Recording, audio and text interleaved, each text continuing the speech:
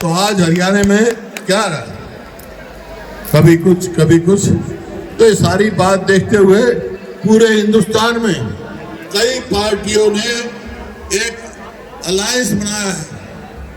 उसमें कांग्रेस भी है, आप पार्टी भी है, कम्युनिस्ट पार्टी भी है और बहुत पार्टी है। उनने अलायंस बनाया है। क्यों बनाया है उन्होंने अलायंस? क्या मकसद है उसका? उसका मकसद एक ही है सारी पार्टियों का, कि जो सब पार्टी अपने अलग अलग पार्टी चुनाव लड़ सकती थी, लेकिन एक मकसद से एक हुए हैं और इसमें मैदान में कूदे हैं। एक मकसद यही है कि हिंदुस्तान के संविधान को बचाना है। संविधान बचेगा तो प्रजातंत्र बचेगी। जो आज चुनाव है जब ही होंगे अगर संविधान हमारा कायम रहेगा। ये आपके सामने है।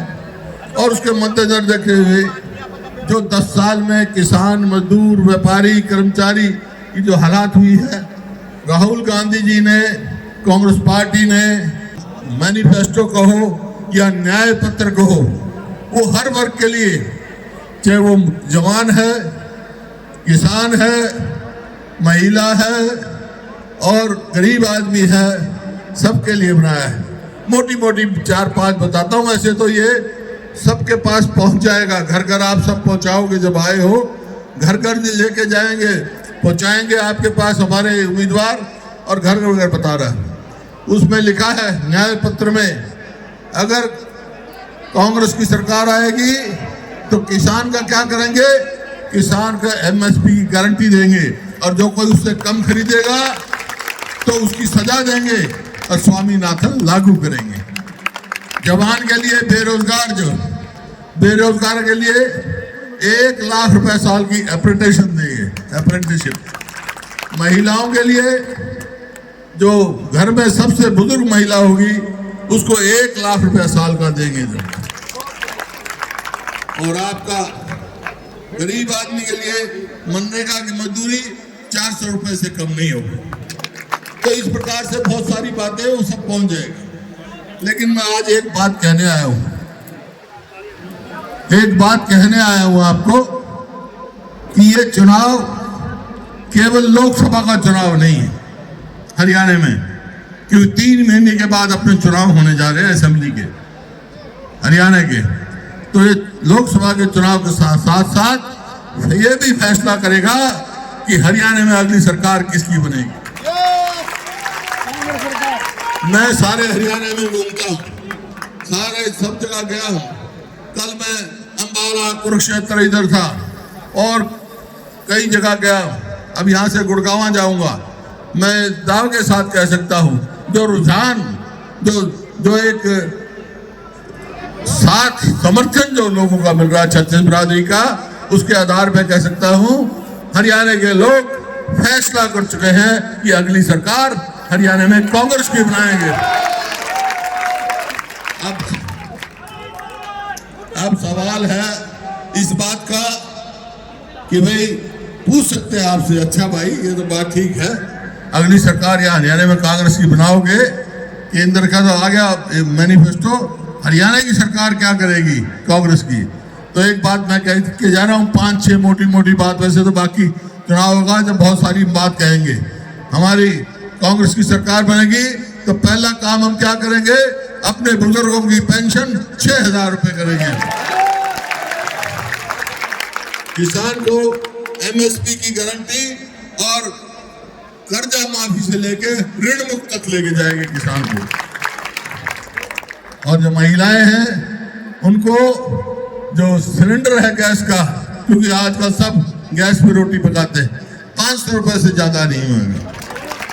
और इसी प्रकार से जो आपके बुजुर्गों का भी है और भी है, हमारे जो पेंशन है, ओल्ड पेंशन स्कीम लागू करेंगे अभी यहाँ पे, जो कर्मचारी है क्यों आज देख रहे हैं। इस तरह बहुत सारे और हैं। और एक बात देखी मैंने इस 5-10 साल में क्या हुआ है। अरे सरपंच अपनी मांग जाए उनके ऊपर लाठीचार्ज, आंगनबाड़ी पे लाठीचार्ज, शिक्षक जाए उन पे लाठीचार्ज। तो इस सरकार से पीछा छुड़ाना है। अगर हमारी सरकार बनी तो भाई सरपंचों का वही अधिकार होगा जो हमारे समय में था पहले। नंबरदार होगा, नंबरदारी भी खत्म कर दो। सरपंच भी खत्म कर दो, नई नई चीज ले आओ, पोर्टल ले आओ, फैमिली आईडी ले आओ, और भाई मेरी फसल मेरा ब्यौरा मेरा ले आओ।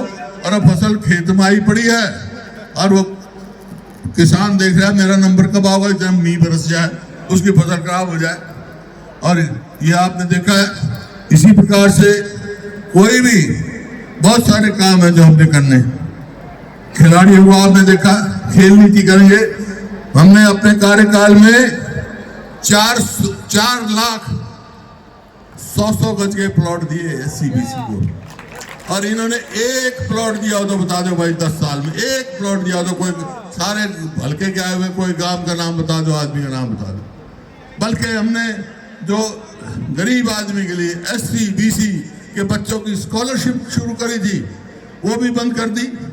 कोई भी कल्याण का काम इन्होंने बंद कर दिया।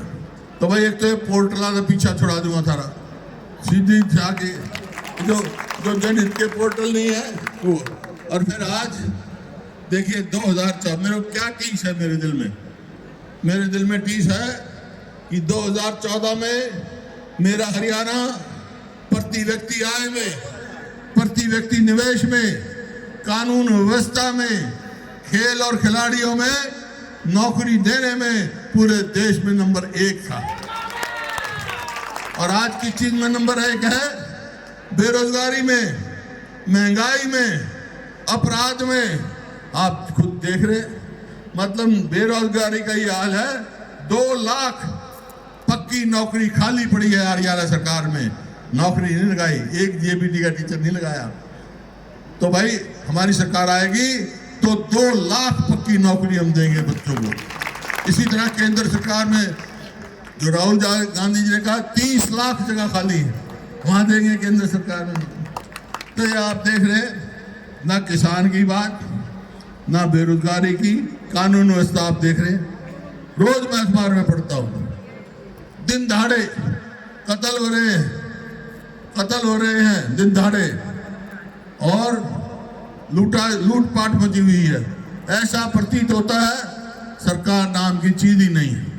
2005 में हमारी सरकार बनी, उस समय भी कुछ ऐसे हालात थे कानून व्यवस्था के। हमारी सरकार आते ही सारे जितने हरियाणा में बदमाश और गुंडों का हरियाणा छुड़वा दिया था भाई। अब तो फिर सरकार आ गई तो कह जा रहे हैं बदमाश और गुंडों का हरियाणा छुड़वा देंगे, हम यहाँ नहीं रहते, ताकि शांति प्रिय ढंग से हमारी बहन बेटियों की इज्जत रहे और हम आगे प्रगति करें और आगे जाए। इन्होंने क्या किया, क्या स्कीम लाते हैं हरियाणा में? तो लिया है कौशल रोजगार निगम। इसका क्या मतलब है? ठेके की नौकरी, ना पक्की नौकरी, ना पेंशन, ना रिजर्वेशन। और दूसरी क्या उनसे लिया है? अग्निवीर। अरे अग्निवीर क्या मतलब? 4 साल में घर भेज दो, 4 साल में घर भेज दो। अरे जो हम इतने गर्व महसूस करते थे, देश के लिए जीवन दान देते थे हमारे फौज में जाके, वो आज 4 साल में घर आ जाएंगे। उसकी भी जो अवधि 4 साल कर दी, 4 साल में घर आ जाओ भाई।